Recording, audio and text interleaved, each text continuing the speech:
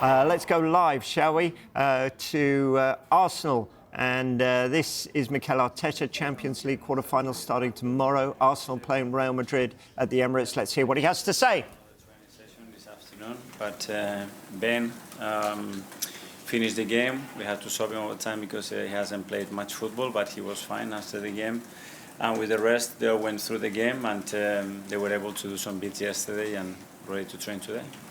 Have you decided what you're going to do to fill that void left by Gabriel at centre-back with all the defenders available to you? Yes, decided.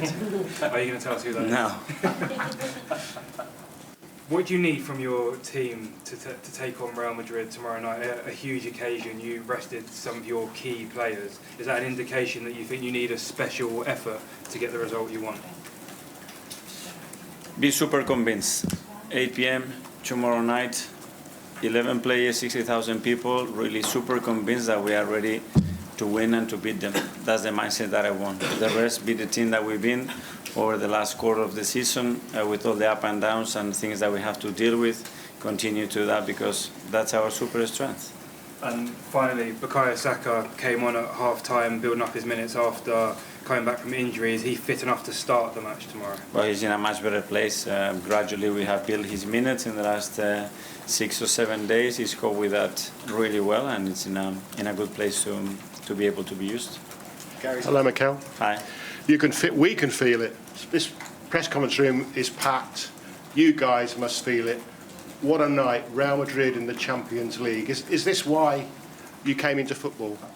That's why I came into football. That's why I came into management, and especially to this football club. It's been 20 years since we had this type of game, and for us it's a great opportunity to build our own story, and this is what we're here for. And you describe it as the beautiful part of the season. Is it one of the biggest nights, if not the biggest night in management for you personally? 100%. I mean, it's a joy to prepare the game, to look at them, just to look at the reaction of people and how we feel about ourselves coming to a game of that magnitude, the excitement around the club, the people. This is the stage that we want to be, where Arsenal has to be consistently, and we are very proud to be there and now be very ready tomorrow to deliver. This is proper now, the latter stages with proper teams and in the competition. You need a lot to win the Champions League. You also need some luck. Real Madrid have had luck this season. Arsenal haven't really had any luck in anything this season. Are you due a bit? Well, I think we deserve it, but we have to earn it, and we have to earn it again tomorrow evening. But we're going to put all the ingredients, everything that is in our hands to play the game that we want and to take the game in the direction that we want. In order to achieve that, that's why we're going to need our people playing every single ball with us, and that's going to make a huge difference because that's something that is really needed. At these stages, you need your home stadium to create a very, very special atmosphere to generate momentums. So let's go. I encourage everybody to go there tomorrow to play the game with us, not to be there watching it, but to play the game with us. Hi, Mikel, how are you? I'm very good. How do you've got a team full of experienced players, but how do you convince them tomorrow to play the game and not the occasion? I think they are convinced. If I have to convince them, I think we have a problem. It's the level of conviction, regardless what happens and any context that we have to play throughout this time. But they know exactly what they have to do. When you're playing a team with so many household names, your team's also got household names, how much do you try and impress upon your players? Don't worry about who's in the white shirt opposite you. Don't worry that it's Mbappe or Bellingham or whoever, Vinicius Junior or whoever. Just worry about yourselves and show them how good you are. Well, there are things that we cannot control, which is what they are going to prepare or what they can do. We have to focus, and our energy has to be on that, understanding what pushes in our strengths, how we put it in our weakness, and the direction that we want to play in the game. Finally, from me, obviously 2 legs, so this is the first half. Second half is away. How important is it that you go to Madrid with a lead? I mean, tomorrow you don't want to lose, obviously, but how important is it you actually win tomorrow and win well, so you're set up for the second half? Very important, but it will be just the first legs, as you mentioned. So obviously the intention of the team is very clear. What we want to achieve tomorrow, we're going to go for it. That's okay. August 2021, Martin Ødegaard committed to a long-term contract with Arsenal after a loan spell with Real Madrid. How important has he been to shaping Mikel Arteta's mentality and leading your team through this period? Well, I think it's very important for the football club because we recruited a player that fits every quality to deliver performances and the demands that we want, and then the person that is an exceptional representative of the values of this football club, our history, and obviously pivotal from where we were to where we are, the role that he's played and how much he has contributed to be playing where we are at the moment. You grew up through La Masia, the Basque region where you come from. Is this the key test for you? Is this one of the biggest matches of your coaching career, the mantle of Real Madrid? Well, it is one of the most special things. I mean, it's a competition that we're waiting for many, many years. The fact that we've only been twice at this stage in 15 years with the size of Arsenal Football Club tells you the difficulty of that. And we're going to, as I said, create our own story and go even further. And tomorrow is a beautiful opportunity to all of us. Hi Miguel. Wanted to ask you about Jurrien Timber. Is he fit enough to start? And you've placed him in so many different positions this season. What does it say about him as a player, and how great is it for you that he is so multifunctional? Incredible. I mean, probably nobody realized the player that we signed till he stepped through that door and started to show every quality that he has on the human side again, because he's a leader. He had a really tough start, having a really difficult injury. Almost a year out, and then to do what he's been doing this season is just remarkable. As you mentioned, different position with different demands, always so consistent, and hopefully tomorrow he will be in the best condition to play the game. Thank you. Miguel, does an attack with Mbappe, Vinicius, Rodrigo, Bellingham demand a special plan, or one of the best defences in Europe that you have is already for this battle?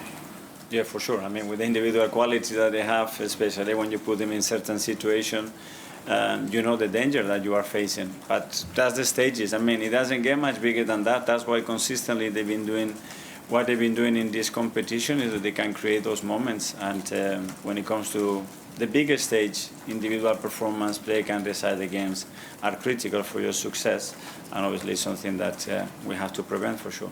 James Athletic. Hi Mikel, you Hi. mentioned how there maybe hasn't been a game like this for 20 years for Arsenal. Well, 20 years ago Arsenal played Real Madrid in the Champions League 2006. There were some similar circumstances, a lot of injuries for Arsenal at that time, a lot of unusual defence in some respects. Does that game serve as a reference for you at all, and can it be an inspiration for your players tomorrow night? Well, it's an inspiration for sure, because as well that generation, what they achieved is what we want to achieve, certainly. Very different, 20 years, a long time in football, very different context. But the history is there. Unfortunately, it's too far to be very relative to the situation that we are in. But there are things to take from there and be inspired for sure. For yourself, as a Spaniard, does this fixture have like a special significance for you? Your history, of course, with Barcelona, I mean, it must mean a lot to you. It does mean, obviously, and it's a club that has set new standards in world football. That's what they've done more than anybody else. So that's an inspiration from any manager, any club. This is where we want to be. This is where we want to belong. And these opportunities have to be taken in order to go in that direction. James, ESPN. Hi, Mikel. Hi. Obviously, last season was the first time in, I think it was 14 years, that you got to the Champions League quarter-finals. How do you think the team's developed since then? Do you think they're in a better place sort of mentally to cope with the pressure of this kind of game now? I think we are, and you know, building those experiences is something necessary. That's why I said that we have to build our own story, because, as you said, there is a massive gap there of so many years when nothing has happened in this football club in relation to European competitions, and we need to change that, and we need to change that quickly. Do you think when you sort of look back on that Bayern tie, do you feel the team didn't maybe express themselves as they could have done because of the occasion, and that they will learn from that this time? Especially moments in the second leg, because there were moments in the first leg, especially in the first half, where we absolutely had them, and we have to utilize those moments, be ruthless, and you have to put the game to bed, and we didn't. And on top of that, we gave them 2 goals, and we make life much more difficult for us on the return leg in Munich. Okay. Okay, guys, we'll take 2 more questions in English before we move to Spanish questions. First, go to Simon. Mikel, just on Real Madrid, they have this sort of aura in the Champions League around pedigree, being able to win games. How psychologically do you prepare the players for that and not have them look at this team and sort of pull off miracles when they're down and out? But that's the history, and they have earned that, you know. That's because the mindset that they have. So you can't ignore that. That's a fact. I don't want to be talking about it because we all know about it. So let's talk about what we have to build and what we have to do and how we can feel inspired as well from these occasions. And just as well look at what we do and the fact that they haven't been successful all the time because it's impossible. So from 20 times, maybe you win 5. That means that you haven't won the rest of the 15. So it's very difficult to do it. And we're in a position that we have competed against any team in the last 2 years that we have faced. So we can do it again. Okay, Tom. Hi, Mikel. I'll take you back just briefly to Eindhoven. When we were watching the players warm up, it was a stadium full of people shouting for their team in a big game. Do you dream of the Emirates being a place tomorrow night where your players are just, not before they're playing, but warming up and also having that type of atmosphere? I hope. I encourage them to come very early to the warm-up and create those nights that we haven't lived many of those at the Emirates. So that's an opportunity again. When we have built history, we have to build moments, and a moment is being built with our people. And we have to create that energy, that belief, that enthusiasm to play every single action there, because the bonus, the confidence that gives you, there is nothing else that we can replicate that I can tell the players constantly to maintain that throughout the 95 minutes that the game is going to be played.